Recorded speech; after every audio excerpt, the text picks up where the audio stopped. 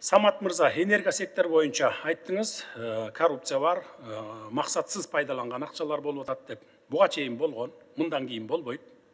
Болгон көзөмөлдү алып атабыз. Бүгүнкү күнгө чейин акыркы ушул 30 жылдын ичинде 140 миллиард сомго жакын тышкы жана ички карыздарды кылып салган. Бул деген сөз баягы карыз ала берген, анан энерго сектор карыз болуп тура берген.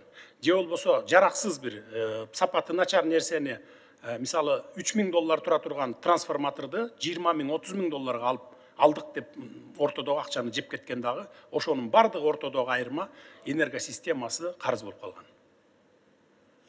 Бирок аны бүгүн биз жок кылып туруп, 140тан өйдө көтөрбөй, тескерисинче кутулуп, четинен кутулуп, эми болор иш болду, боосу канды деп койт кыргызда. Кутулуп биз кризистен чыгалы деп ошогон болгон күч аракетибизди жумшап атабыз.